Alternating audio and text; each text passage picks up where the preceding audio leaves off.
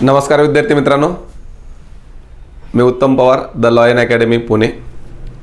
आज आपण 26 February mission 26 February या निमित्तानं जे घटक इम्पॉर्टंट आहेत, म्हणजे इकॉनॉमीचे जे घटक इम्पॉर्टंट आहेत विद्यार्थ्याच्या मागणीनुसार ते घटक आणि त्या घटकावर येणारे प्रश्न कोणकोणते असू शकतात, म्हणजे अर्थव्यवस्थेमध्ये आपल्याला जास्तीत जास्त मार्क सेक्युअर करण्याच्या दृष्टीनं कोणत्या गोष्टी करणं गरजेचं आहे हे अतिशय महत्त्वाचं आहे। आणि मग ह्या गोष्टी करत असताना नेमका आपला जो भर आहे तो भर कशावर असला पाहिजे किंवा स्ट्रॅटेजी कोणत्या प्रकारची केली पाहिजे याच्यावर मी थोडंसं बोलणार आहे। आता भाग लक्षात घ्या, आपल्याला जर 11 ते 12 प्लस मार्क येणं गरजेचं असेल तर पाठीमागील साधारणतः 2015 पासूनच्या प्रश्नपत्रिका किंवा किमान 2016च्या नंतरच्या प्रश्नपत्रिका एकदा ओव्हरलुक करून घेणं गरजेचं आहे की नेमकं कोणत्या टॉपिकवर सारखं प्रश्न विचारले जातात हे बघणं गरजेचं आहे। जर मी परीक्षेच्या दृष्टिकोनातून अर्थशास्त्राचा अभ्यास करत असेल, म्हणजे परीक्षेचा दृष्टिकोन हा शब्द मी वापरला, म्हणजे एक्झाम पॉईंट ऑफ व्ह्यू या दृष्टीनं जर मी परीक्षेचा अभ्यास करत असेल तर त्या दृष्टीनं सार्वजनिक वित्त आणि राजकोषीय धोरण हे प्रकरण अतिशय इम्पॉर्टंट आहे। आता माझा स्वभाव असा आहे की एकतर बाप दाखव नाही तर श्राद्ध कर। मी उगाच म्हणायचं तुम्हाला की सार्वजनिक वित्त आणि राजकोष हे काय माझ्या घरचं प्रकरण नाही आहे।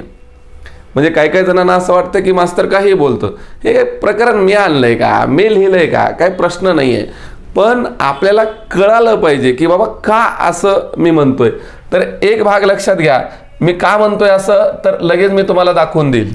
ओके, आपण जर 2020चा पेपर बघितला, 2020चा म्हणजे आत्ता झालेला कंबाईनचा पेपर, या कंबाईनच्या पेपरमध्ये 2020चा पेपर आहे तो घरीही बघू शकता आपण जाऊन। बघा, केंद्र सरकारची थकीत देयता, केंद्र सरकारची थकीत देयता प्रश्न सार्वजनिक वित्तवरचा आहे, बरोबर आहे। म्हणजे हा एक प्रश्न झाला।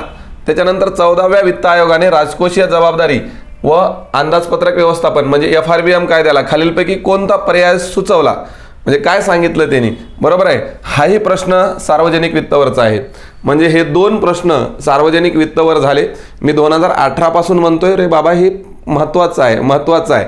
ओके, त्याच्यानंतर 2019चा प्रश्न आहे भांडवली अर्थसंकल्प, याच्यामध्ये कशाचा समावेश होतो, प्रश्न सार्वजनिक वित्तवरचा आहे। 1983 ते 2011-12 केंद्र सरकारच्या दायित्वामध्ये कोणत्या देयता सर्वात अधिक होत्या, म्हणजे केंद्र सरकारचं दायित्व म्हणजे केंद्र सरकारची लायबिलिटी काय आहे, म्हणजे केंद्र सरकारचं कर्ज ज्याला आपण सार्वजनिक कर्ज म्हणतो ते सार्वजनिक कर्ज वेगळं आणि लायबिलिटीज वेगळं। लायबिलिटीजमध्ये एकूण देयताचा समावेश होतो। तर 2019ला हा प्रश्न विचारला होता। लिंग अंदाजपत्रक हा सार्वजनिक वित्तचा भाग आहे। म्हणजे तुम्ही जर पाहिलं तर हा 2019चा प्रश्न, म्हणजे 2020ला 2 प्रश्न होते, 2019ला 3 प्रश्न हे बघा तुम्हाला दिसून येतील। हा 4था प्रश्न 2019चा। मध्यावधी राजकोषीय सुधारणा, आता ज्यावेळेला आपण FRBM ॲक्ट मांडतो त्यावेळेला FRBM ॲक्टच्या बरोबरीनं 4 दस्तऐवज हे अर्थसंकल्प मांडत असताना मांडले जातात, तर त्याच्यातला हा एक भाग आहे। मग ह्या राजकोषीय सुधारणा म्हणजे मध्यावधी राजकोषीय मीडियम टर्म फिस्क पॉलिसी आणि मग त्याची स्ट्रॅटेजी काय असते, त्याचा अंतिम उद्देश काय, हा प्रश्न विचारला। म्हणजे 2019ला 4 प्रश्न विचारले। मी 2018 पासून सांगतोय की सार्वजनिक वित्त आणि राजकोषीय धोरण महत्त्वाचं आहे। 2020लाही 2 प्रश्न विचारले। ओके, त्याच्यानंतर हा 2018चा प्रश्न आहे। म्हणजे आणि प्रश्न विचारण्याचा जो पॅटर्न आहे तो पॅटर्नही समजला पाहिजे। म्हणजे एखाद्या प्रकरणावर आयोग प्रश्न विचारत असताना आयोगाचा पॅटर्न कळाला पाहिजे। आता हेच प्रकरण 11 ते 12 मार्काला STI मेन्सला आहे, पण STI मेन्सला प्रश्न विचारत असताना त्याची डेप्थ खाली गेलेली आहे। आपण आता पूर्वचा अभ्यास करतोय, पूर्वच्या दृष्टीनं त्याचा अभ्यास केला पाहिजे। म्हणजे इथं जर तुम्ही बघितलं तर जास्तीत जास्त प्रश्न हे फॅक्च्युअल स्वरूपाचे तुम्हाला दिसून येतात, बरोबर आहे। आता हे बघा, तूट म्हणजे सगळ्यात तूट आणि त्या तुटीचे प्रमाण विचारले, 2018चा प्रश्न आहे। म्हणजे 2018ला तो एक प्रश्न विचारला। महसूल म्हणजे 2016-17चा अर्थसंकल्प किंवा 2016-17च्या अंदाजपत्रकीय अंदाजानुसार राज्य सरकारच्या महसुलातील म्हणजे विविध महसूल राज्य सरकारला मिळतात त्याची क्रमवारी विचारलेली आहे। हा 2018चा तिसरा प्रश्न। FRL राजकोषीय जबाबदारी कायदा बरोबर आहे. आता ह्याला फिस्कल रेस्पॉन्सिबिलिटी लेजिस्लेशन असं म्हणतात. आणि FRBM ॲक्ट येण्याच्या अगोदर काही राज्यांनी आपला स्वतःचा कायदा केलेला होता. याच्यावर हे फॅक्च्युअल प्रश्न विचारलं. म्हणजे बघा 2018चा 1, 2 आणि 3 प्रश्न झाले. बरोबर आहे. 2020ला 2 प्रश्न झाले, 2019ला 4 प्रश्न झाले, 2018ला 3 प्रश्न झाले. आता हा प्रश्न 2017चा आहे. 2017मध्ये वित्तीय अंदाजपत्रक 2013चा होता. आणि भारतामध्ये तुटीच्या भरण्यामध्ये पुढील कोणत्या गोष्टींचा समावेश होतो? भारतामध्ये तुटीच्या अर्थ भरण्यामध्ये पुढील कोणत्या गोष्टीचा समावेश होतो असा प्रश्न विचारलेला आहे. मग आता तुटीचा अर्थ भरणा हा सार्वजनिक वित्ताचा भाग आहे. 2017चा प्रश्न आहे. तुटीच्या अंदाजपत्रकावर प्रश्न विचारलेला आहे. आता तुटीच्या अंदाजपत्रकावर प्रश्न विचारलेला, त्याच्यातले घटक कोणते आहेत ते भाग महत्त्वाचे आहेत. ओके. ASO 2017चा प्रश्न आहे. इथं डायरेक्ट वार्षिक वित्तीय पत्रक कोणतं कलम आहे, इथं सोपा प्रश्न विचारला. अगोदरचे प्रश्न सोपे होते.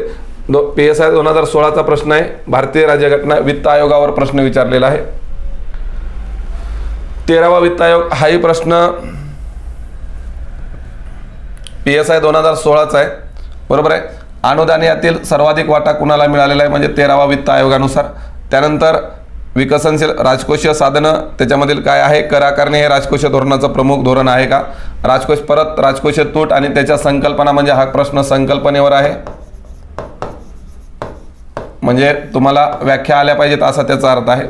अशा पद्धतीनं जर तुम्ही 2015 पासून बघितलं तर प्रत्येक वर्षी किमान 2 प्रश्न आणि जास्तीत जास्त 4 ते 5 प्रश्न या घटकावर विचारलेले आहेत. म्हणजे काही वेळेला तर बघितलं तर आपण त्याच्यात पेपर म्हणजे एकूण 15 प्रश्नापैकी 4 ते 5 प्रश्न म्हणजे फार वेटेज झालं. आपण म्हणू की काहीच नाही विचारलं तरी 2 तरी प्रश्न किमान, काही नाही विचारलं तरी 1 तरी प्रश्न किमान विचारलं जाणार आहे. बरोबर आहे. आणि तुम्ही बघितलं त्याच्यामध्ये की जास्तीत जास्त फॅक्च्युअल डाटा हे माहीत आहे का, म्हणजे माहितीवर आधारित प्रश्न त्याच्यामध्ये आहेत. की जर तुटीचा अर्थ भरणा असेल तर तुटीच्या अर्थ भरण्याचे घटक कोणते आहेत वगैरे, ह्या सगळ्या गोष्टी. आता त्याच्यामध्ये मी काय जास्त खोलवर जात नाही. सगळ्या PPTs तयार केलेल्या आहेत. त्या PPTच्या माध्यमातून तुम्हाला पटकन तुमची रिव्हिजन होईल 26च्या अगोदर. त्या पद्धतीनं मी तुम्हाला गोष्टी सांगतोय. आता सार्वजनिक वित्त आणि राजकोषीय धोरण ह्या 2 गोष्टी वेगवेगळ्या आहेत. हा फायनान्स आहे ना, पब्लिक फायनान्सचा भाग आहे. म्हणजे हे PF आहे पब्लिक फायनान्स, आणि हे फिस्कल पॉलिसी आहे. ओके.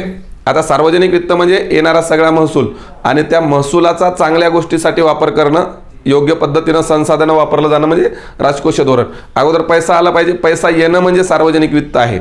बरोबर आहे. आणि त्या सार्वजनिक वित्ताचा चांगल्या कामासाठी शासन म्हणजे योग्य धोरण अवलंबतं, ते धोरण म्हणजे राजकोषीय धोरण असतं. ओके. इथं बघा, म्हणजे आता हे ह्यू डाल्टनचे हे STI मेन्सच्या दृष्टीनं महत्त्वाचं आहे. तुमच्या दृष्टीनं एवढं महत्त्वाचं नाही. फक्त व्याख्या एकदा बघून घ्या. सार्वजनिक वित्त व्यवहार म्हणजे सरकारच्या अधिपत्याखालील सरकारचे उत्पन्न व खर्चाशी आणि त्याच्यातील संबंधित असणारी बाब. हे सार्वजनिक वित्ताचे उद्दिष्ट आहेत. काय काय ते ह्याची काही गरज नाही आहे जास्त. फक्त तुम्ही ह्याच्यावर प्रश्न तुम्हाला येणार नाही. फक्त तुम्हाला एक माहीत असावं, थोडीशी गोष्ट ही असावी म्हणून हे केलेलं आहे सार्वजनिक वित्ताची उद्दिष्ट. सेम कंडिशन फिडले सेरासची व्याख्या आहे. ही इयत्ता 11वीच्या पुस्तकातली व्याख्या आहे. सार्वजनिक सत्तेचा निधी खर्च करणे आणि निधी उभारणे याचा अभ्यास. बरोबर आहे. राजकोषीय धोरण म्हणजे फिस्कल पॉलिसी. आता याचा अर्थ काय, म्हणजे सार्वजनिक वित्ताचा राजकोषीय धोरण म्हणजे काय, जे तुमचं सार्वजनिक वित्त आलेलं आहे, म्हणजे पैसा आलेला आहे, शासनाकडे पैसा येतो. बरोबर आहे. शासनाकडे आलेला पैसा योग्य ठिकाणी, आता योग्य ठिकाण म्हणजे काय, म्हणजे सरकारकडे आलेला पैसा हा योग्य ठिकाणी जाणं म्हणजे जनतेच्या हितासाठी जाणं. आणि जनतेच्या हितासाठी पैसा जाण्यासाठी कल्याणकारी कामं शासन करतं. म्हणजे योजना असतील किंवा कोणतीही कामं असतील तर कल्याणकारी योजनेची अंमलबजावणी करण्यासाठी शासन जे धोरण आखते, म्हणजे सार्वजनिक वित्तमध्ये फक्त जमा आणि खर्चाचा भाग असतो, पण राजकोषीय धोरणामध्ये त्या सार्वजनिक वित्ताचा वापर करून म्हणजे पैशाचा वापर करून कल्याणकारी योजना लोकांपर्यंत पोहोचवण्याचा. मग आता ह्या लोकांपर्यंत योजना पोहोचवण्यासाठी जे धोरण शासन आखतं त्याला राजकोषीय धोरण असं म्हणतं. हा दोघातला फरक आहे. इथं काही महत्त्वाचं भाग हे नाही. राजकोषीय धोरणाचे सिद्धांत हेही तुम्हाला विचारले जाणार नाहीत. फार तर तुम्ही वाचून घेऊ शकता, पण हे विचारले जाणार आहेत. हा STI मेन्सचा भाग आहे. बरोबर आहे. म्हणजे इथं तुम्हाला विचारलं, आजपर्यंत विचारलं नाही, इथून पुढे हे विचारण्याची शक्यता कमी आहे. फार जर एखाद्या वेळेला विचारलं तर सहज कुणाचा नियम काय होतात सहज बघून घेऊ शकता तुम्ही. हा भाग सगळ्यात महत्त्वाचा आहे तुमच्यासाठी.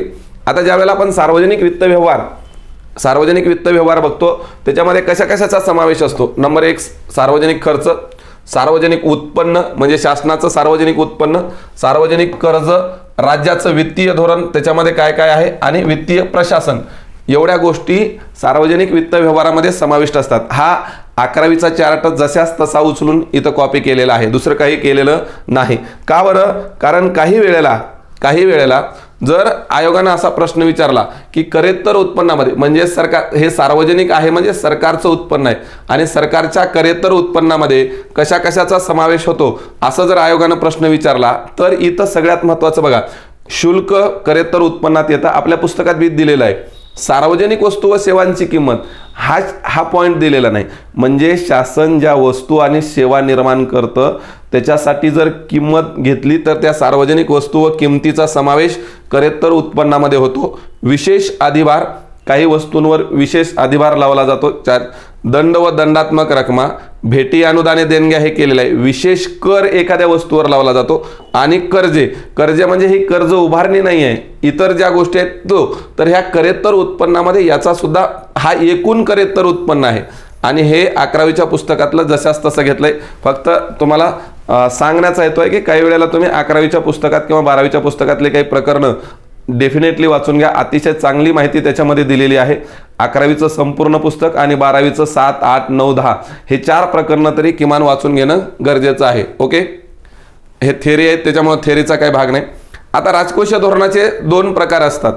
राजकोषीय धोरण जे आहे त्या राजकोषीय धोरणाचे 2 प्रकार असतात, तेही आपल्यासाठी महत्त्वाचं नाही. मी तुम्हाला कंबाईनच्या दृष्टीनं ज्या काही रिव्हिजनच्या दृष्टीनं महत्त्वाचा भाग आहे, म्हणजे तुम्ही इथं थांबून सुद्धा रिव्हिजन करू शकता. ॲडम स्मिथनं क्लासिकल थेअरी मांडली होती. आता हा जो भाग आहे हा राज्यसेवेच्या दृष्टीनं आणि STI मेन्सच्या दृष्टीनं तो भाग महत्त्वाचा आहे. म्हणजे पण तुम्हाला प्रीच्या दृष्टीनं तो भाग महत्त्वाचा नाही आहे. फक्त एखाद्या वेळेला एकदमच वेरी गेलं आयोग, एकदम वेरी जाणार नाही. पण तुम्ही 2015 ते 2020चे पेपर तुम्हाला मी आत्ताच दाखवले, त्याच्यामध्ये आयोग वेरी जाण्याची शक्यता फार कमी आहे. आलं भाग लक्षामध्ये येतंय का?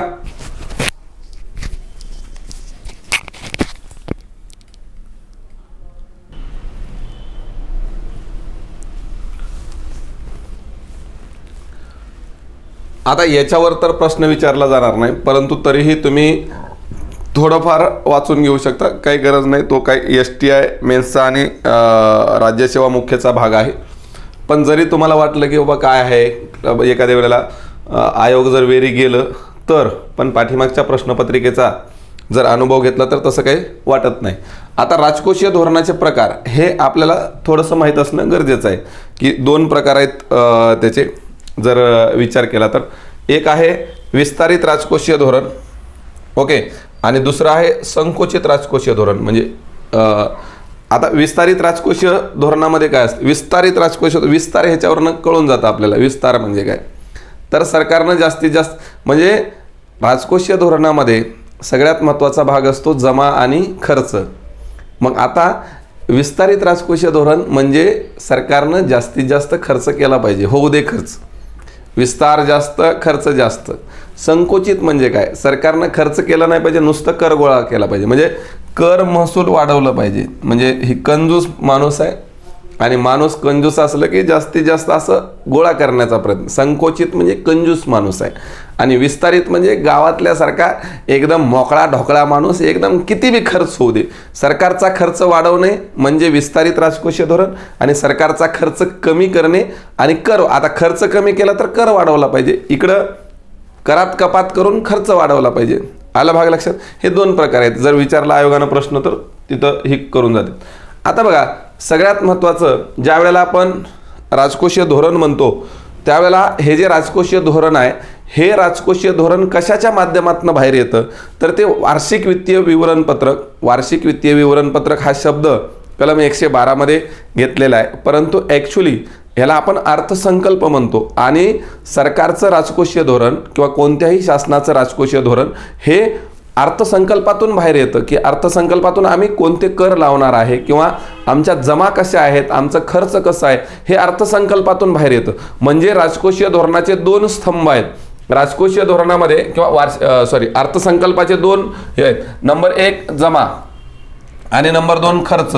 हे 2 भाग आहेत. म्हणजे अर्थसंकल्पामध्ये जमा असते, खर्च असतो, बरोबर आहे. आता जमेमध्ये दोन भाग असतात, एक असते महसुली जमा आणि दुसरी असते भांडवली जमा. आता महसुली जमा म्हणजे काय? महसुली जमा म्हणजे अशी जमा की जमा झाल्यानंतर ती परत द्यायची नसते, म्हणजे परत करायची नसते किंवा शासनावर परत करण्याची जबाबदारी नसते. एकतर ती परत करायची नसते, म्हणजे एकदा पैसा शासनाकडे आला की तो शासनाचा होतो, असं म्हणजे त्याला रेव्हेन्यू रिसिप्ट असं म्हणतात किंवा महसुली जमा असं म्हणतात. आयोगानं हाही प्रश्न विचारलेला आहे किंवा इथून पुढेही विचारू शकतं की महसुली जमेमध्ये खालीलपैकी कशा कशाचा समावेश होतो, असा प्रश्न आयोग विचारू शकतं. बरोबर आहे. भांडवली जमा. आता महसुली जमा मी तुम्हाला सांगितलं की महसुली जमा परत द्यायची नसते, ओके, किंवा जबाबदारी नसते किंवा शासनाचा कोणतंही एक साधन म्हणतो आपण किंवा साधन संपत्ती म्हणतो, त्याची तूट झालेली नसते, त्याची विक्री झालेली नसते. म्हणजे इथं परत करण्याची जबाबदारी नाही आहे, परत करणे ही जबाबदारी नाही आहे किंवा शासनाच्या कोणत्याही संसाधनाची तूट झालेली नसते किंवा संसाधन एकतर तूट झालेली नसते किंवा विक्री झालेली नसते, म्हणजे हे परत द्यायचं नाही. मग आपल्याकडे बी महसुली जमा येतात का? आपलाही अर्थसंकल्प आहे. MPSC मध्ये आपण अभ्यास करत असताना आपलाही अर्थसंकल्प आहे.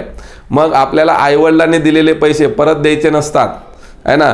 जर समजा एखादा गर्लफ्रेंड बॉयफ्रेंड नोकरीवर असेल तर त्याने दिलेले पैसे परत द्यायचे असतात का? नसतं. किंवा जवळच्या मित्रांनी नातेवाईकांनी मामानं मामीनं पैसे दिले परत द्यायचे नसतात. मग ही जी आपल्याकडे जमा होत असते या जमेला महसुली जमा असं म्हणतात. येतं लक्षात? आता भांडवली जमा म्हणजे काय? भांडवली जमा म्हणजे एकतर हे परत म्हणजे जबाबदारी असते परत देण्याची, परत करण्याची शासनावर जबाबदारी असते किंवा शासनाचं इथं संसाधनात तूट तरी झालेली असते किंवा विक्री तरी झालेली असते. म्हणजे जे संसाधन आहे म्हणजे शासनाच्या ज्या संपत्ती आहेत त्या संपत्तीमध्ये एकतर तूट झालेली असते, विक्री झालेली असते, घट झालेली असते, घसारा झालेला असतो, अशा गोष्टी झालेल्या असतात, त्याला भांडवली जमा असं म्हणायचं. आता बघा रेव्हेन्यू रिसिप्ट इथं सरळ सरळ सांगितलेलं आहे, तुम्ही वाचून घेऊ शकता. सगळ्या गोष्टी सांगितलेल्या आहेत. शासनाला जे उत्पन्न जमा परत द्यावे लागत नाही वगैरे, ह्याच्यातमध्ये जास्त मी डीपली जात नाही, कारण तुम्ही कंबाईनच्या प्रीच्या दृष्टीनं हा व्हिडिओ तयार करतोय, त्याच्यामुळे मी जास्त डीपली जात नाही. जिथं तुम्हाला वाटतं तिथं तुम्ही म्हणजे सगळ्या गोष्टी इथं लिहून दिलेल्या आहेत, इथंही समजावून सांगितलेल्या आहेत, त्याच्यामुळे जास्तही करत नाही. आता महसुली खर्च म्हणजे काय? अगोदर खर्चाचं निर्धारण होतं आणि त्याच्यानंतर इकडं जमेकडे आलं जातं. फक्त आता मी तुम्हाला इथं व्याख्या सांगितल्या, महसुली जमा म्हणजे काय आणि भांडवली जमा, फक्त व्याख्या सांगितलेल्या आहेत. ओके. आता बघा महसुली खर्च. आता महसुली खर्चामध्ये कशाचा समावेश होतो आणि भांडवली खर्चामध्ये कशाचा समावेश होतो? म्हणजे ज्या वेळेला अंदाजपत्रक तयार केलं जातं त्यावेळेला पहिल्यांदा महसुली खर्च काढला जातो. आता ह्या महसुली खर्चामध्ये काय असतो? महसुली खर्च म्हणजे हा दैनंदिन असतो किंवा तो शासनाला करावाच लागतो, बरोबर आहे. आता हा वार्षिक खर्च किंवा दैनंदिन प्रकारचा खर्च म्हणजे शासनाचा कुठलाही नागरी प्रशासनावरचा खर्च किंवा अनुदाने मदत म्हणजे शासनानं अनुदानं दिलेली असतील, मदत दिलेली असेल तर तो सगळा अनुदाने मदत है ना, तर तो महसुली खर्च आहे. संरक्षणाचा महसुली खर्च, संरक्षणाचा पगार असेल, काही दुरुस्ती असेल, कर्जावरील व्याज देणे, केंद्र पुरस्कृत व योजनांवरील महसुली खर्च, अनुदाने कुठलेही दिलेले असतील. इथं सगळ्यात महत्त्वाचं महसुली खर्चामध्ये एवढंच लक्षात ठेवा की अनुदाने आणि व्याज म्हणजे आव्या, अनुदाने आणि व्याज, म्हणजे अनुदाने आणि व्या म्हणजे व्याज, अव्या हा महसूलमध्ये कामाला आहे. मग जर समजा खर्च झाला तर तो महसुली खर्च असतो अव्याचा, आणि जर जमा झाला तर तो महसुली जमा असते. बघा अव्या हा नेहमी महसूलमध्ये असतो, एवढं महत्त्वाचं आहे. कारण आयोगानं प्रश्न जिथं विचारलेले म्हणजे पुढं मुख्याला किंवा इकडं प्रश्न विचारलेले त्याच्यामध्ये ह्या दोनमध्ये जमलिंग केलेली आहे, बरोबर आहे. कर्जाची परतफेड किंवा कर्ज हा म्हणजे कर्जाची परतफेड झाली तर भांडवली जमेचा भाग आहे तो. तर अव्या हा नेहमी महसूलमध्ये असतो, अव्या हा नेहमी महसूलमध्ये असतो. मग जर तो खर्चात आला तर तो महसुली खर्चाचा भाग आहे, जमेचा भाग झाला तर जमेचा भाग आहे. भांडवली खर्च, संरक्षणाचा भांडवली खर्च म्हणजे आपण राफेल विमानं विकत घेतली, हा संरक्षणाचा भांडवली खर्च आहे. पगार वगैरे दिलं तर संरक्षणाचा तो महसुली खर्च आहे. भांडवली खर्च म्हणजे कोणतंही शस्त्र अस्त्र विकत घेणे किंवा त्याच्यात आपण काय म्हणतो जे पुढे आपल्याला कामाला येणार तो भाग. त्याच्यानंतर घेतलेल्या कर्जाची परतफेड जर व्याज दिलं तर तो महसुली खर्च आहे, कर्ज परत केलं तर तो भांडवली खर्च आहे, कर्जाची परतफेड केली, उदाहरणार्थ आपण एखाद्या मित्राकडनं व्याजानं पैसे घेतले, 10,000 रुपये घेतले आणि त्याचं 1,000 रुपये व्याज झालं, तर 10,000 रुपये देणे ही कर्जाची परतफेड भांडवली खर्चाचा भाग आहे, परंतु त्याच्यावरचं 1,000 रुपये व्याज देणं 1,000 रुपये व्याज देणं हे महसुली खर्चाचा भाग आहे. मी तुम्हाला म्हणलं की व्याज हा नेहमी महसुली खर्चाचा भाग, नेहमी महसुलाचा भाग असतो, तो भाग लक्षात ठेवा. त्याच्यानंतर राज्य, केंद्रशासित प्रदेश, सार्वजनिक उद्योग इत्यादींना दिलेली कर्ज, म्हणजे जे कर्ज दिले जातात ते कर्ज, राज्य व केंद्रशासित प्रदेशाच्या योजनांना दिलेल्या भांडवली खर्च, म्हणजे योजनांना जर मदत दिलेली असेल तर ती मदतीवरील भांडवली खर्च, केंद्र पुरस्कृत म्हणजे योजनांचा वगैरे सगळा खर्च किंवा इतर देयता परत द्यायच्या असतात. मी तुम्हाला सांगितलं ज्या गोष्टी परत द्यायच्या असतात त्या गोष्टी. ओके, मग इथं आयोग काय प्रश्न विचारू शकतं, महसुली खर्चाचा भाग कोणता आणि भांडवली खर्चाचा भाग कोणता. आता खर्चामध्ये ज्या वेळेला आपण बघितलं खर्चाचा भाग पुढं सार्वजनिक कर्जामध्येही तो भाग येणार आहे, महसुली खर्च आणि भांडवली खर्च हा भाग बघितला. त्याचबरोबर म्हणजे प्रत्येक वेळेला म्हणजे जेव्हापासून आपल्या योजना सुरू झाल्या किंवा अर्थसंकल्पाला सुरुवात झाली तेव्हापासून या महसुली खर्च आणि भांडवली खर्चाच्या बरोबरीनं खर्चाचे अजून प्रकार होते. त्याच्यामध्ये एक पहिला भाग होता विकास खर्च आणि बिगर विकासात्मक खर्च. बिगर विकासात्मक, आता हे तुम्हाला मराठीमध्ये लक्षात ठेवण्यापेक्षा तुम्हाला इंग्रजीमध्ये लक्षात ठेवणं, म्हणजे अर्थसंकल्पाला सुरुवात झाल्यापासून आपण असं गृहीत धरू 1950-51 पासून 1986-87 पर्यंत 86-87 पर्यंत अर्थसंकल्पाचा जो खर्च आहे तो 4 पद्धतीनं काढला जात होता. पहिला भाग अर्थसंकल्पामध्ये महसुली खर्च आणि भांडवली खर्च असंही तो खर्च काढला जात होता. त्याचबरोबर डेव्हलपमेंट आणि नॉन डेव्हलपमेंट असं म्हणा त्याला. डेव्हलपमेंट म्हणजे विकासात्मक खर्च आणि नॉन डेव्हलपमेंट म्हणजे अविकासात्मक खर्च किंवा बिगर विकासात्मक खर्च असं त्याचं वर्गीकरण केलं जात होतं. म्हणजे खर्चाचं वर्गीकरण 1950-51 पासून 1986-87 पर्यंत 4 प्रकारे, म्हणजे प्रत्येक वेळेला 4 प्रकारेच वर्गीकरण होतं. मग 86-87 पर्यंत विकास खर्च म्हणजे डेव्हलपमेंटल आणि नॉन डेव्हलपमेंटल असा. त्याच्यानंतर 86-87 पासून 2017-18 पर्यंत 86-87 पासून 2017-18 पर्यंत तो खर्च प्लॅन नॉन प्लॅन शब्द इंग्रजीमध्येच लक्षात ठेवा, कारण तुम्हाला योजना खर्च, योजनेतर खर्च, प्लॅन नॉन प्लॅन म्हणजे हे प्लॅन आणि नॉन प्लॅन अशा पद्धतीनं खर्चाचं वर्गीकरण. आता हे प्लॅन नॉन प्लॅन 2017-18 बंद केलं, म्हणजे खर्चाचं वर्गीकरण प्लॅन नॉन प्लॅन बंद केलं आणि 2017-18 पासून आता पुढं 2017-18 पासून पुढं जे खर्चाचं हे महसुली आणि भांडवली चालूच आहे, फक्त हे बंद करणं आणि चालू करणं चालू आहे. इथून पुढं scheme non scheme, scheme non scheme असं वर्गीकरण चालू केलं. मग आता लक्षात ठेवा DPS हा भाग, ही ट्रिक्स इथं लक्षात ठेवा. DPS म्हणजे 1986-87 पर्यंत डेव्हलपमेंटल नॉन डेव्हलपमेंटल, 1986-87 ते 2017-18 प्लॅन नॉन प्लॅन आणि आता 2017 पासून पुढं स्कीम नॉन स्कीम. आता हे प्लॅन नॉन प्लॅन बंद केलं, काय कारण होतं त्याचं, का बंद करून टाकलं, कोणी काय सांगितलं होतं का, कशामुळं, म्हणजे अचानक असं काही हे झालं का बाबा का बंद करून टाकलं. तर यस, इथं केळकर समिती 2000, विजय केळकर समिती 2002, त्याच्यानंतर रंगराजन समिती 2011. आता हा प्रश्न करंटशी रिलेटेड आयोग करू शकतं, कारण 2017-18 म्हणजे आताच झालेला आहे. त्याच्यानंतर विमल जालान समिती 2012 आणि मुरली मनोहर जोशी कार्यगट 2016.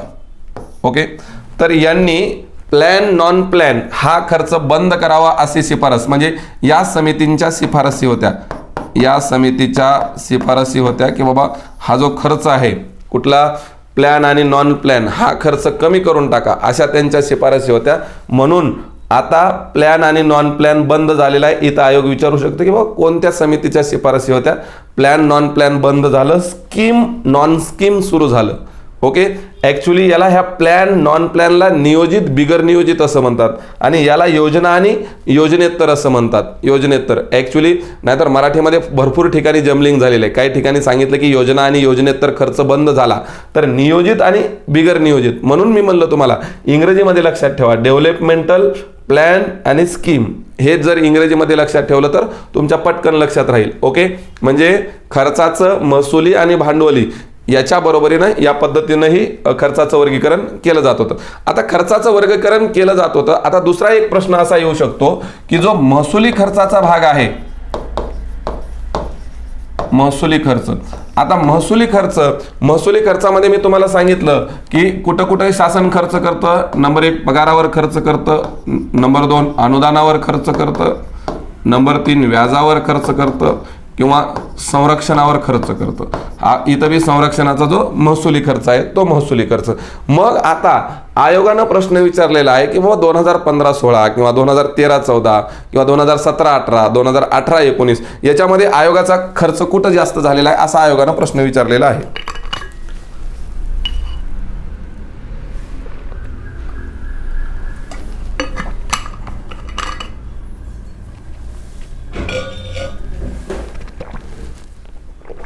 आता बघा 2017-18 2018-19 2019-20 आणि 2014-15 पासून 2016-17. ओके, हे 3 गट तुम्हाला दिले मी. म्हणजे इथं तुम्हाला महसुली खर्चातला सगळ्यात जास्त वाटा कशाचा आहे हे कळून जाईल लगेच. हे पगार म्हणजे पेमेंट, अनुदान म्हणजे ग्रँट म्हणा किंवा हे तिथं सबसिडी म्हणलं तरी चालेल, व्याज इंटरेस्ट आणि हा सिक्युरिटीवरचा खर्च. ओके, म्हणजे कोणत्या पद्धतीनं झाला इथं तुम्हाला लगेच कळून येईल. आता 2014-15 पासून 2014-15 15-16 आणि 16-17 इथं सगळ्यात जास्त जो खर्च होता महसुली खर्चामधला तो अनुदानावर होता, त्याच्यानंतर इंटरेस्ट म्हणजे व्याजवर होता, त्याच्यानंतर अनुदानावर होता आणि त्याच्यानंतर सिक्युरिटीवर होता. म्हणजे IGS हा भाग लक्षात ठेवायचा. I म्हणजे इंटरेस्ट, G म्हणजे ग्रँट म्हणजे अनुदानं आणि S म्हणजे सिक्युरिटी. त्याच्यानंतर इथं खर्चात बदल झाला 2017-18 आणि 18-19ला. I तसंच राहिलं पण पेमेंटवर खर्च वाढला आणि यस म्हणजे सिक्युरिटीवर खर्च वाढला, म्हणजे IPS लक्षात ठेवायचं. आणि 2021 परत त्याच्यामध्ये चेंजेस झाला. I म्हणजे इंटरेस्ट अनुदान, G म्हणजे ग्रँट आणि P म्हणजे पेमेंट. IGP 2019-20 2017-18 18-19 आणि 2014-15 16-17 इथं सुद्धा हा फॅक्च्युअल डाटा असल्यामुळं इथं आयोग प्रश्न विचारू शकतं, कारण फॅक्च्युअल डाटा आहे आणि फॅक्च्युअल डाटा असल्यामुळं तो प्रश्न आयोग विचारू शकतं. आलं भाग लक्षामध्ये, काही अडचण आहे का बघा. आता जर तुम्ही महसुली खर्च आणि भांडवली खर्चाचं प्रमाण बघितलं तर GDPची रेशो सुद्धा विचारला जातो की महसुली खर्चाचं प्रमाण किती आहे आणि भांडवली खर्चाचं प्रमाण किती आहे. महसुली खर्च जर तुम्ही 2019-20चा विचार केला तर महसुली खर्चाचा GDPची रेशो किंवा GDPच्या किती प्रमाणात आहे हा एक भाग झाला. आणि दुसरं भांडवली खर्च बघा, ह्याच्यावरही आयोग प्रश्न विचारू शकतो. 2019-20च बघतोय आपण. GDPची त्याचा रेशो किती आहे. आता इथं एक भाग लक्षात ठेवलं पाहिजे की महसुली खर्च हा GDPच्या जास्त प्रमाणात आहे, म्हणजे आपला जो महसुली खर्च होतो तो जास्त होतोय. आता किती होतोय मग, हा GDPच्या 11.6%. म्हणजे साधारण लक्षात ठेवायचं, एक साधारण लक्षात ठेवा की नेहमी महसुली खर्च वाढत आहे. असेही प्रश्न आयोगाने विचारलेले आपल्याला दिसून येतात. महसुली खर्च वाढत आहे तर किती, 11.5%च्या दरम्यान आहे. हा सारखा त्याच रेंजमध्ये असतो, 11, 11:30, 12, 11, 11:30, 12. तर एक ठोकताळा लक्षात घेऊन घ्यायचा, हा 11:30च्या दरम्यान कुठंतरी आहे. आणि हा जो आहे तो आता 1.6 आहे, गेल्या वर्षी 1.7 होतं. म्हणजे भांडवली खर्च जो आहे तो GDPच्या प्रमाणात जो आहे तो वाढत आहे, कमी होत आहे, कमी म्हणजे कमी होण्याची कल हा कमी होण्याचा आहे. ओके, 1.5% दरम्यान आहे. म्हणजे आपला भांडवली खर्च GDPच्या फक्त 1.5% दरम्यान आहे आणि 11.5% हा महसुली खर्च आहे. इथं हाही भाग आपल्याला लक्षात राहणं महत्त्वाचं आहे की कळून जातं आपल्याला नेमकं, आणि मग याच्यावरनं काही वेळेला लॉजिक लावून आपल्याला प्रश्न सोडवता येतात. ओके, महसुली जमा. आता महसुली जमेमध्ये कशा कशाचा समावेश होतो? महसुली जमेमध्ये कर उत्पन्न आणि करेत्तर उत्पन्नाचा समावेश होतो. आता कर उत्पन्नामध्ये हे काही आपल्याला गरज नाही, हे नंतर कळून जाणार आहे किंवा प्रत्यक्ष कर काय आहे, अप्रत्यक्ष कर काय. इथं इनडायरेक्ट राहिले इथं. ओके, अप्रत्यक्ष कर उत्पन्न काय आहे आणि प्रत्यक्ष कर ते कर रचनेमध्ये आपण बघणार आहे. करेत्तर उत्पन्न नॉन टॅक्स इन्कम म्हणजे कर सोडून, मी तुम्हाला महसुलीची व्याख्या सांगितली की हे परत द्यायचं नसतं. आता मग कर सोडून काय काय आहे? सार्वजनिक उद्योगाचा लाभांश आणि नफा. आता जे जे उद्योग शासनाच्या अखत्यारीत असतात त्याला आपण पब्लिक लिमिटेड म्हणतो. तर त्या पब्लिक लिमिटेडमध्ये मग ज्या शासकीय कंपन्या आहेत किंवा शासकीय अखत्यारीत असतात, म्हणजे आपण कोर इंडस्ट्रीज ज्याला म्हणतो, त्या इंडस्ट्रीचा नफा बरोबर सार्वजनिक जिथं जिथं सेल्स वगैरे म्हणजे 51% पेक्षा जास्त आपण स्ट्रॅटेजिक म्हणतो ना, त्या पद्धतीनं. तर सार्वजनिक उद्योगाचा लाभांश आणि नफा हा परत द्यायचा नसतो, हा महसुली उत्पन्नाचा भाग आहे. म्हणजे महसुली, काही वेळेला इथं महसुली उत्पन्न म्हणतं, हे रेव्हेन्यू रेसिप्ट ह्याला जमा म्हणतात किंवा महसुली उत्पन्न असंही म्हणतात. आणि हे परत द्यायचं नसतं. परत सांगायला लागलो मी. नंबर 1, सार्वजनिक उद्योगाचा लाभांश आणि नफा. लाभांश म्हणजे डिव्हिडंड असतो, जिथं शासनाचे शेअर्स असतात तिथं डिव्हिडंड मिळतो, आणि शासनाची पूर्ण मालकीची कंपनी असेल तर तिथं प्रॉफिट मिळतो. लाभांश आणि नफा हे दोन्ही वेगवेगळे आहे. लाभांश हा जर तुमचे समजा उदाहरणार्थ एखादी कंपनी आहे, तिथं शासनाचे 51% शेअर्स आहेत किंवा काही जरी असेल, म्हणजे भागधारक असेल शासन, तर त्यांना लाभांश मिळतो. आणि जर शासनाची ती पूर्णपणे कंपनी असेल तर तिथं नफा मिळतो. नंबर 2, व्याज उत्पन्न. आताच मी तुम्हाला सांगितलं की महसुली उत्पन्न आलं की आव्या असतोच, व्याज उत्पन्न. आता शासनानं दुसऱ्या देशांना दिलेली कर्ज असतील किंवा राज्यांना दिलेली असतील किंवा कुठल्याही संस्थाला दिलेले असेल, तर याच्यावर जो काही व्याज येतो तो व्याज हा करेत्तर उत्पन्नाचा भाग असतो, कारण व्याज परत द्यायचं नसतं. जे परत द्यायचं नसतं ते महसुली उत्पन्न असतं, एवढं डोक्यात ठेवा. त्याच्यानंतर चलन व नाण्यातून मिळणारा, याला राजकोषीय नफा म्हणतो आपण. म्हणजे RBIनं जे चलन छापलेलं आहे किंवा नाणी छापलेले आहेत त्याच्यातून मिळणारा नफा, कारण चलन छापण्यासाठी पैसे कमी लागतात आणि त्याच्यातून शासनाला नफा मिळतो. इतर करेत्तर महसूल. आता इतर करेत्तर महसुलामध्ये परत शासकीय सेवा प्रदानातून प्राप्त नफा, फी, दंड वगैरे ह्या सगळ्या गोष्टी. सामान्य सेवांचा महसूल. सामान्य सेवा म्हणजे शासन ज्या सेवा देतं, जलसिंचन असेल, वीज असेल, पायाभूत सुविधा जे जे काही शासन देतं आहे ना, रस्ते आहेत वगैरे, तर त्याच्यामधून. आर्थिक सेवांचा महसूल. शासन नोटा, नाणी छापणं तर वर आलं, पण पोस्टाची तिकीटं छापतं किंवा आर्थिक सेवा देतं, बँकिंग वगैरे, तर वित्तीय सेवा, तर त्याच्या ह्याच्यातून. आणि अनुदान आणि व्याज परत. म्हणजे आव्या आला, फक्त इथं सगळ्यात महत्त्वाचं लक्षात ठेवायचं, आव्या हा महसुली उत्पन्नाचा भाग असतो. महसुली उत्पन्नातून ते केलं जातं असा त्याचा अर्थ आहे. ओके, हा झाला महसुली जमेचा किंवा महसुली. आता भांडवली जमा. आता भांडवली जमेमध्ये 2 गोष्टी अतिशय महत्त्वाच्या आहेत. ओके, एक असतं हे, आता हे कर्ज वसुली, कर्ज उभारणी, इतर देणी, सरकारी हुकूम. आता ह्या भांडवली जमेमध्ये सुद्धा 2 प्रकारच्या जमा असतात. एक असते कर्जरूपी जमा आणि दुसरी असते बिगर कर्जरूपी जमा. बघा, कर्जरूपी जमा म्हणजे ही कर्ज म्हणून जमा झाली जात, कर्जरूपी जमा. ओके, आणि हे बिगर कर्जरूपी जमा.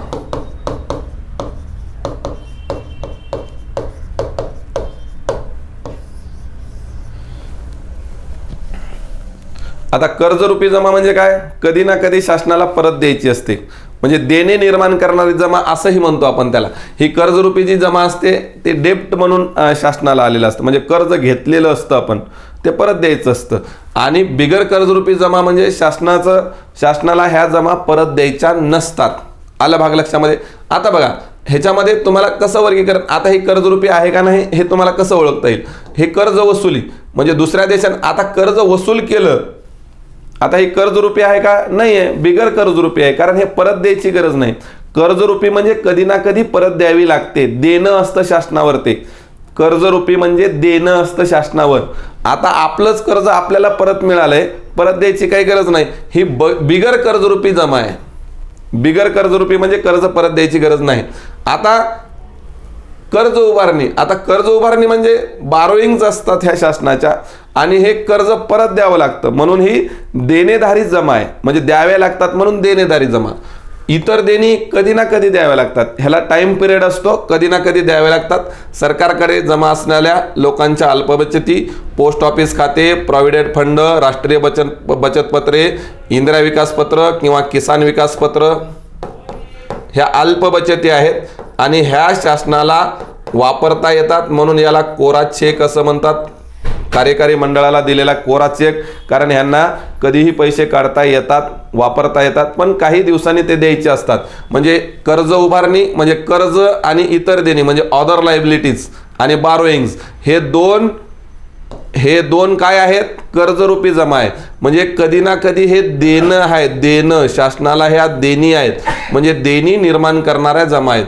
आणि पहिलं आणि चौथं म्हणजे कर्जाची जी परतफेड झालेली आहे, कर्ज वसुली झालेली आहे, ती कर्ज वसुली आणि सरकारी उपक्रमाचे भाग म्हणजे जी निर्गुंतवणूक झालेली असते हे परत देणं नसतं.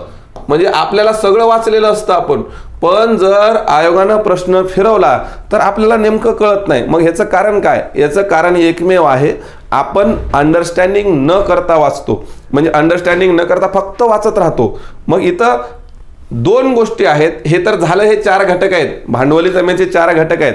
पण या 4 घटकामध्ये 2 परत द्यायचे नसतात आणि 2 कधी ना कधी परत द्यायचे असतात. बरोबर आहे. कर्जाची परतफेड झाली, आपण दिलेलं कर्ज आपल्याला परत मिळालं, परत द्यायचं नसतं. किंवा निर्गुंतवणूक म्हणजे एखादी कंपनी विकणं, शासनानं कंपनी विकणं, शासनानं शेअर्स विकणं किंवा शासनानं आपले शेअर्स कमी करणं, याला निर्गुंतवणूक असं म्हणतात. म्हणजे शासनाची केलेली गुंतवणूक काढून घेणे निर्गुंतवणूक आहे. मग आता ही निर्गुंतवणूक झाली, आपला माल आपण विकलाय, मग पैसे कोणाला द्यायची गरज आहे? बरोबर आहे. आपल्याजवळ मोबाईल होता ना, आपण मोबाईल विकला, पैसे कोणाला द्यायची गरज आहे का? मग ही म्हणजे देणे न निर्माण करणारी जमा आहे, बिगर कर्जरूपी जमा आहे, असा त्याचा अर्थ आहे. आता त्याच्यामध्ये 2 गोष्टी आहेत. हा जो कर्ज उभारणीचा भाग आहे याला सार्वजनिक कर्ज असं म्हणतात. किंवा आता ह्या सार्वजनिक कर्जाचा आपण भाग बघू. आता कर्ज हा जो भाग आहे तो भाग बघू. एवढा भाग तुम्हाला लक्षात आला असेल. हा भाग जो आहे तो मी तुम्हाला पुढच्या ह्याच्यामध्ये सांगणार आहे. सार्वजनिक कर्ज. आता सार्वजनिक कर्ज म्हणजे काय? सार्वजनिक कर्ज म्हणजे केंद्र, राज्य यांच्या कुठलेही शासकीय अभिकरणं जे शासनाचे आहेत ते शासकीय अभिकरणे किंवा शासनाच्या संस्था, स्थानिक स्वराज्य संस्था यांनी घेतलेलं कर्ज, स्थानिक स्वराज्य संस्था यांनी घेतलेलं जे कर्ज असतं ते सार्वजनिक कर्ज असतं. आणि सार्वजनिक कर्जामध्ये मग आता सार्वजनिक कर्जामध्ये काय काय असतं? सार्वजनिक कर्जामध्ये असतं अंतर्गत कर्ज आणि बाह्य कर्ज सार्वजनिक कर्जामध्ये. मग आता परत या अंतर्गत कर्जाचे 2 प्रकार पडतात, केंद्रानं घेतलेलं कर्ज आणि राज्याने घेतलेलं कर्ज. ओके. आता केंद्राने घेतलेल्या कर्जामध्ये कशा कशाचा समावेश होतो? इकडे लिहितो, केंद्राने घेतलेले कर्ज कशा कशाचा समावेश होतो. नंबर 1 बाजार कर्ज. आता बाजार कर्ज म्हणजे काय? बाजार कर्ज म्हणजे आरबीआय बॉन्ड्सची विक्री करते. आरबीआय म्हणजे आरबीआय इथं शासनाला मदत करते. आरबीआय बॉन्ड्स म्हणजे सरकारी कर्ज रोखे. बॉन्ड्स म्हणजे ह्याला रोखे असं म्हणतात. हे रोखे सरकारी कर्ज रोखे असतात आणि मग ह्या बॉन्ड्सची विक्री करून शासनाला कर्ज उपलब्ध करून देते. ते कर्ज म्हणजे बाजार कर्ज असा त्याचा अर्थ आहे. ओके. दुसरं असतं ट्रेझरी बिल. Treasury bill. आता हे ट्रेझरी बिल काय असतं? हे ट्रेझरी बिल 1 वर्षाच्या आत, आता हे बॉन्ड्समधनं शासनाला दीर्घकालीन कर्ज मिळतं. म्हणजे जर जास्त कालावधीचं कर्ज पाहिजे असेल तर बॉन्ड्समधनं मिळतं. आता ट्रेझरी बिल म्हणजे काय? हे ट्रेझरी बिल 1 वर्षापर्यंतचं जर कर्ज पाहिजे असेल, 1 वर्षापर्यंतचं कर्ज. ओके. 1997 नंतर ह्या ट्रेझरी बिलचे कालावधी 91 दिवस, 182 दिवस आणि 364 दिवस म्हणजे 3 कालावधीचे कर्ज ट्रेझरी बिल मार्फत घेता येतात. म्हणजे ट्रेझरी बिल किती कालावधीचे असतात असा जर आयोगाने प्रश्न विचारला तर 91 दिवस, 182 दिवस आणि 364 दिवस हे ट्रेझरी बिलचा कालावधी असतो. आणि मग ट्रेझरी बिल द्वारे शासनाला RBI उपलब्ध करून देतं. याच्यामध्ये आणि याच्यामध्ये काय फरक आहे? बाजार करामध्ये बॉन्ड्स हे दीर्घकालीन असतात. जे बॉन्ड्स 1 वर्षाच्या आतील असतात त्याला ट्रेझरी बिल्स असं म्हणतात.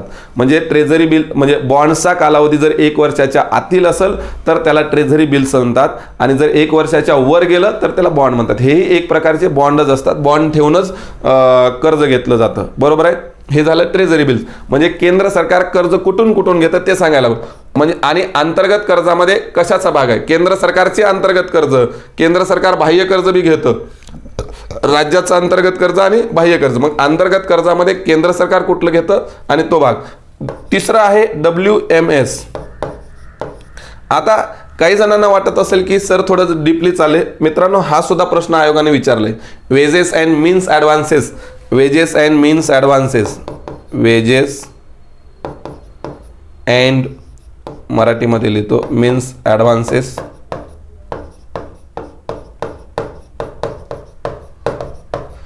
ओके. हा सुद्धा प्रश्न आयोगाने विचारून झालेला आहे. आता 1 एप्रिल इथं लिहितो थोडंसं ह्याच्याबद्दल. 1 एप्रिल 1997 पासून ट्रेझरी बिलच्या ऐवजी म्हणजे ट्रेझरी बिलला पर्याय म्हणून याची सुरुवात झाली. जर शासनाला 90 दिवसापर्यंत कर्ज पाहिजे असेल, 90 दिवसापर्यंत आता ट्रेझरी बिल वापरायची गरज नाही. ट्रेझरी बिलला पर्याय म्हणून याची सुरुवात झालेली आहे. 1997ला सुरुवात झालेली आहे. रेपो दरावर हे कर्ज मिळतं.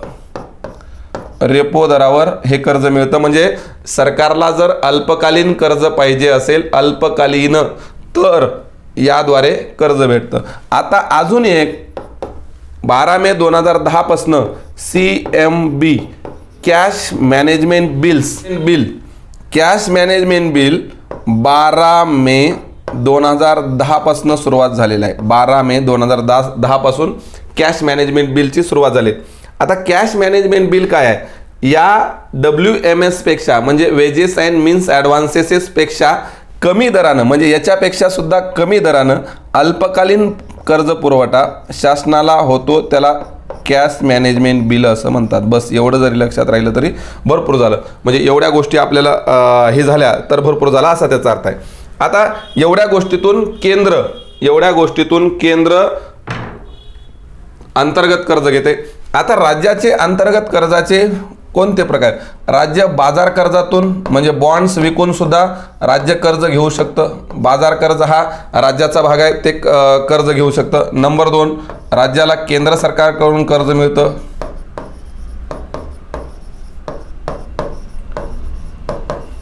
ओके.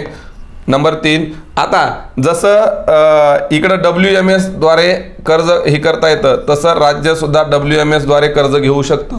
राज्याला WMS द्वारे सुद्धा कर्ज घेता येतं. नंबर 4, संस्थात्मक कर्ज पुरवठा म्हणजे नाबार्ड वगैरे या ज्या संस्था आहेत यांच्याकडून संस्थात्मक कर्ज पुरवठा म्हणजे नाबार्ड सारख्या ज्या देशातल्या संस्था आहेत, अंतर्गत कर्ज येते यांच्याकडून सुद्धा शासनाला कर्ज म्हणजे राज्य शासनाला कर्ज घेता येतं असा त्याचा अर्थ आहे. ओके. हे झालं केंद्र. म्हणजे राज्याला 2 प्रकारचे कर्ज घेता येत नाहीत. राज्याला कशातून कर्ज घेता येत नाही? इथं लिहितो ट्रेझरी बिल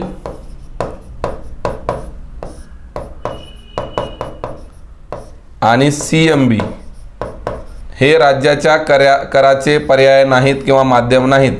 हे माध्यम नाहीत. म्हणजे ट्रेझरी बिल आणि CMBचा वापर राज्याला करता येत नाही. राज्य WMSचा वापर करू शकतो. वेजेस अँड मीन्स ॲडव्हान्सेस याचा वापर करू शकतो. WMA बरं का, सॉरी यस झालंय तिथं. ओके. WMA म्हणजे वेजेस अँड मीन्स ॲडव्हान्स. आता तिथून पुढं राज्याचं कर्ज सारखं वाढतंय. म्हणजे राज्याने कर्ज आता आपलं 1997-98 पर्यंत 1997-98 पर्यंत जो राज्याचा कर्ज होता किंवा राज्याचं फिस्कल डेफिसिट होतं ते फिस्कल डेफिसिट 3% म्हणजे GDPच्या 3% खाली होतं. 3%च्या खाली होतं, म्हणजे GDPच्या 3%. पण 97-98 पासून राज्याच्या कर्जात वाढ होण्यास सुरुवात झाली. आता हे वाढ होण्याची कारणं काय आहेत? वाढ होण्यास सुरुवात झाली म्हणजे 1997-98 पर्यंत राज्याच्या कर्जांचं प्रमाण चांगलं होतं. आता याच्यामध्ये वाढ होण्यास सुरुवात झाली. वाढ होण्याची कारणं काय आहेत? म्हणजे कोणत्या कारणानं हे अचानक वाढ व्हायला लागलं का? असं काही झालं का की म्हणजे अचानक कुठल्याही ह्याच्यात वाढ झालेलं नाही. तर तो वाढ होण्याचं कारण सगळ्यात महत्त्वाचं आहे राज्यांमध्ये म्हणजे वित्तीय शिस्त नसणे. हा भाग सगळ्यात महत्त्वाचा आहे. वित्तीय शिस्त नसल्यामुळं तो भाग झाला आहे. त्याच्यानंतर राज्यावर प्रशासनाचा जो खर्च आहे तो प्रशासनाचा खर्च वाढला आहे किंवा नागरी प्रशासनाचा खर्च वाढला आहे. ॲक्च्युली हा STI मुख्याला विचारला जातो, पण कधी कधी जर आयोगाने विचारलंच की बाबा काय आहे तर आपल्याला सांगता यावं. त्याच्यानंतर जो बाजार कर्ज आहे त्या बाजार कर्जाचा व्याजाचा दर जास्त असतो.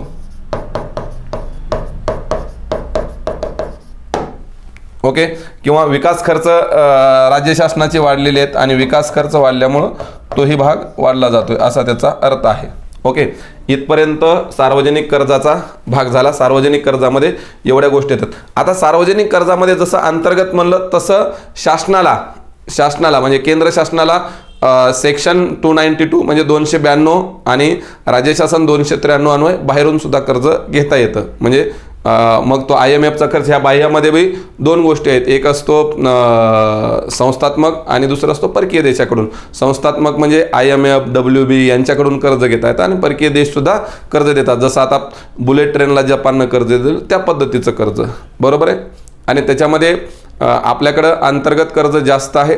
अंतर्गत कर्जाचं प्रमाण आपलं जास्त आहे. बाह्य कर्जाचं प्रमाण फक्त 5.9% आहे आणि 94.1% हे अंतर्गत कर्ज. म्हणजे जर एकूण अंतर्गत कर्ज आणि बाह्य कर्जाचं प्रमाण बघितलं तर त्याच्यामध्ये अंतर्गत कर्जाचं प्रमाण जास्त आहे आणि बाह्य कर्जाचं प्रमाण कमी आहे. ओके, असा त्याचा अर्थ आहे. आता आपण बघितलं सार्वजनिक कर्ज, पण जर शासनाच्या देयता बघितल्या, देयता किंवा आयोगानं प्रश्न विचारला होता की अंतर्गत देयता,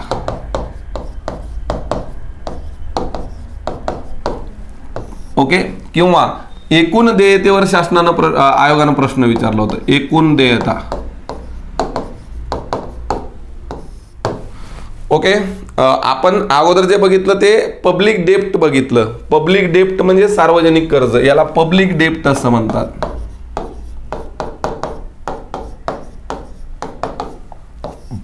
पब्लिक डेप्ट म्हणजे सार्वजनिक कर्ज. आता काही ठिकाणी ज्या गोष्टी थोड्याशा येण्यासारख्या आहेत तिथं आपण थोडंसं एक्सप्लेन करतोय आणि ज्या गोष्टी म्हणजे तुम्हालाही माहीत असणार आहेत त्या थोड्याशा फार.